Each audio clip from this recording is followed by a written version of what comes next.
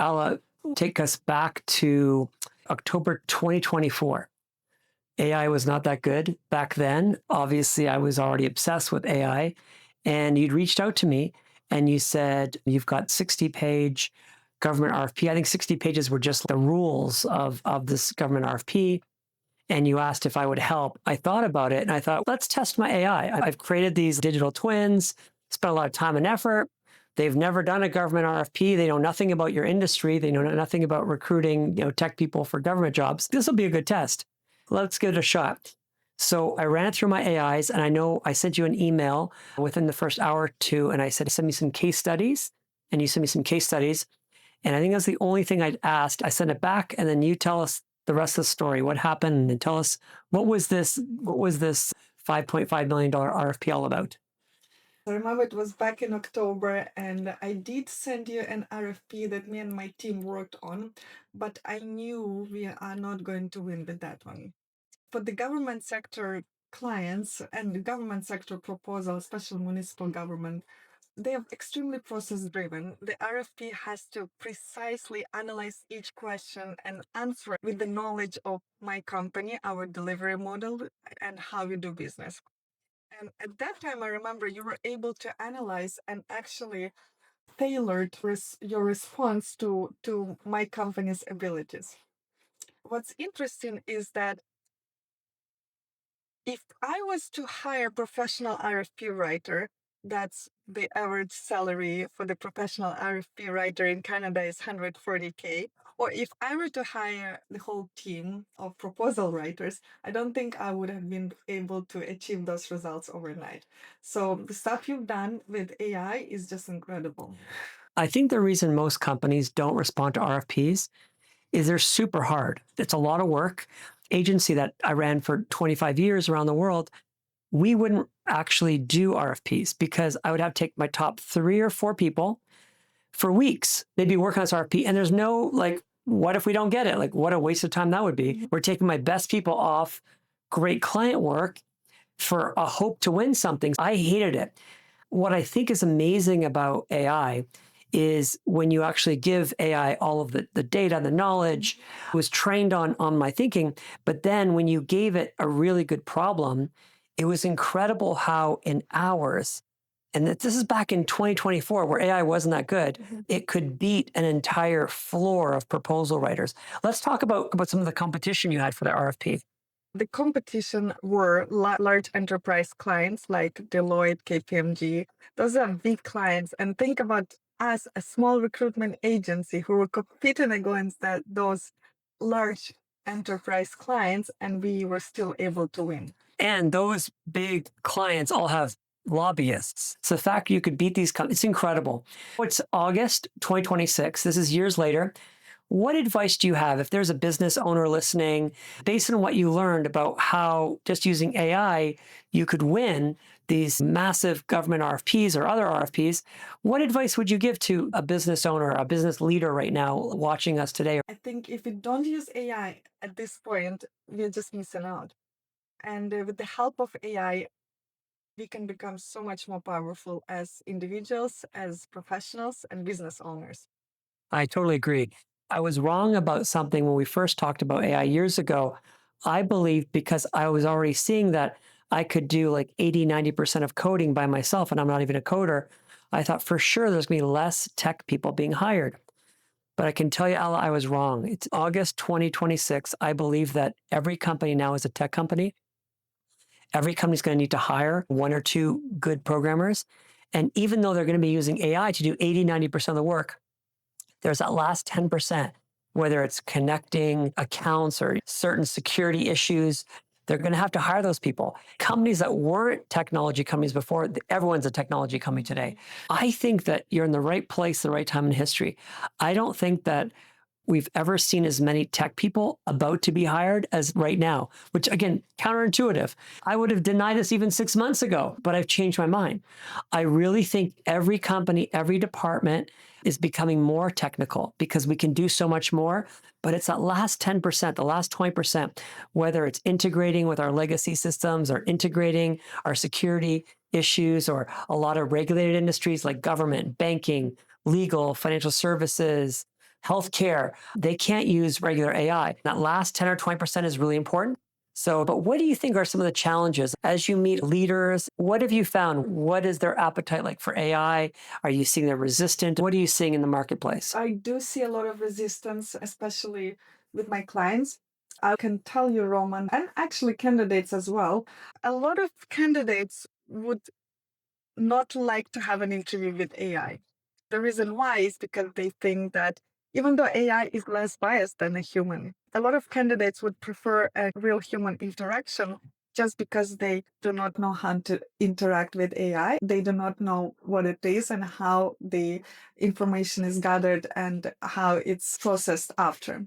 I see the future in recruitment definitely using AI, not only with candidates, with my clients as well.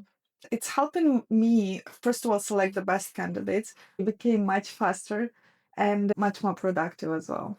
How do you feel about companies now with what you've learned about winning big RFPs?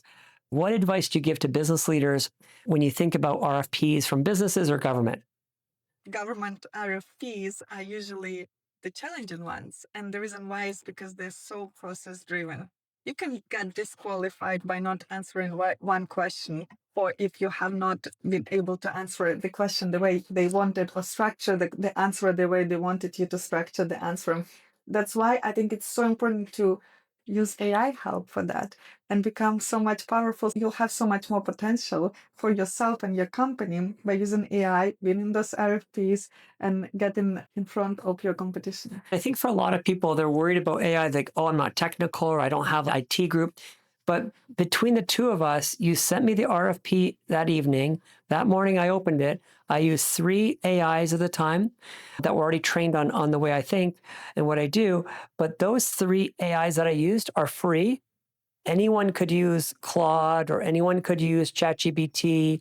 I think it's Perplexity. Perplexity I used. They're all free. So anyone could have done this, but I had them trained a certain way. But in a matter of hours, you were able to create a document working with me and the AI in hours, and you're able to win. And then tell us what happened in January when you got the good news. Well, in January, we had 1 week to get the 3 insurances: liability insurance, errors and omissions, and cybersecurity insurance. Another challenge, so I reached out to you, Roman, and you were able to find the most price competitive insurance agencies in Toronto and the fastest ones, because obviously the government gives you one big deadline, you have to comply with those deadlines. So we were able to find those, you helped me to find those agencies, and we got the insurance within 48 hours. I have no experience with these insurance companies, and I'd never gotten cyber insurance before, but it was AI. AI helped us do it. The AI had the knowledge of the RFP, and it was able to find, there's like only a few companies in this whole country that could even do the kind of policy you needed. It was like a needle in the haystack. And the moral of the story is AI can help you win the government RFPs or business RFPs, and they can help you execute it at a speed and a cost that no one else can compete with. This is the most exciting time in history. I don't know how you felt that day, but I felt limitless. You can win anything these days. I think that's really powerful. Small businesses need to hear that story because a lot of times they think it's rigged. These big companies have lobbyists and I can't win that. You don't know unless you try it. You can achieve these results without spending weeks of time. Why not give it a shot? I was very inspired by what you did. So in closing, based on what you've learned about AI over the last couple of years, because that was back 2024, but now in August 2026, what advice do you give to business owners and business leaders today? I think it's important for any business owner to be open-minded to using new technologies and open-minded, curious about the possibilities AI could have and the impact AI could have on our businesses. There is so much more potential that we might not be aware of, but it's there. We just have to learn that and we just have to try it. I know that in recruiting, even if candidates think they're not using AI, everyone's using AI. Every call is being recorded, then they run it through the AI. So whether you like AI or not, it's being used against you or it can be for you, but it's up to you. I think in 2026, the only people I would hire have to have AI all over their resume. And what I'd be looking for is their GitHub repository. If somebody doesn't have a GitHub repository, I wouldn't hire them. So forget about LinkedIn, forget about resume. I don't care. But if you don't even know what GitHub is, and I can't go to your GitHub repository and see that you've done something, it's a new world, new age. I think these diplomas mean nothing. I think that these degrees mean nothing. But what's real is your GitHub repository, because it shows how much code you've written, what you've done. Even these vibe tools with Lovable, you can see how many websites I built, how many apps I built. All of this is real. It's quantifiable. It's not this work of fiction that most resumes or work of fiction that's LinkedIn. This is real. My advice would be find people that are builders. Find people that are doing something. And I don't care if it's unrelated. I don't care if you built an app about selling horses. It doesn't matter to me, but you built something. You built the app or you built the technology for that. To me, that's really exciting. That's who I want to hire, but I want to get your advice.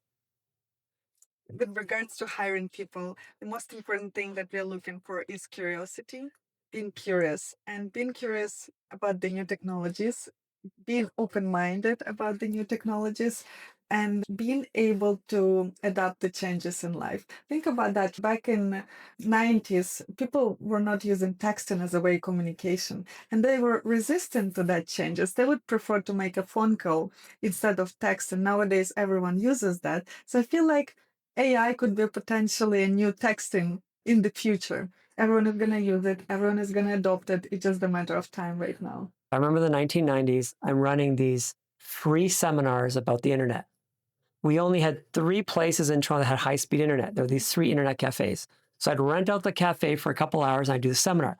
And my seminar was like, this is www, and that's a website.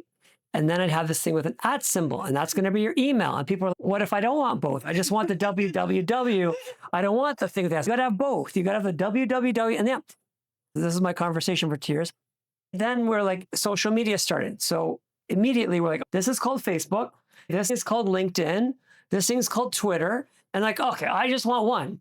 No, you can't have one. You're going to have like all of these things. And today, so now 2026, these are my conversations. So, or you've used ChatGPT, great. You're one of the billion people. If you use Claude, well, there's only 100 million of those people. But let's show you about Claude. There's this thing called Gemini. That's Google. This thing called Perplexity. Like you go and like, I only want one. No, you're not going to have one. You're going to have a bunch of these things and they're going to work together. So it's so funny. My presentations, I just changed the www to the @ and then it goes from Facebook to LinkedIn, and now it's Claude and Perplexity, etc. So humans are the challenge with AI. The technology is way ahead of us. It's getting people to adopt change. It's like the people that resisted using Google or they resisted using social media. They're just resistant to change, but they got to stop being afraid. This is not going to stop. No one is going to stop this AI movement. It is more important than electricity. It's going to change every business. I really believe there's going to be, just like biblical times, there was BC before Christ and 80, and it's going to be pre-AI and post-AI. And most of the pre-AI companies will not survive. But Roman, there's an AI bubble and a lot of those companies aren't going to make it. I'm not worried about those companies. I'm worried about all the pre-AI companies. They're not going to make it. It's like, give you an example right now of the S&P 500. There's companies that haven't done anything in a decade. Like for a decade, like their values are the same. There are 7 companies that have made all the money. 7 companies. So it's like, you can clearly see there's 7 tech companies. It's like they get it. They understand how to use AI. And the 493, they're just like going nowhere. And that's what I see today. Anyone that's not embracing AI, they're going nowhere. And in 5 years, they might not be here. I congratulate you on your success with AI and the RFPs. And I'm sure there's lots more you're going to win. Thank you for joining me today.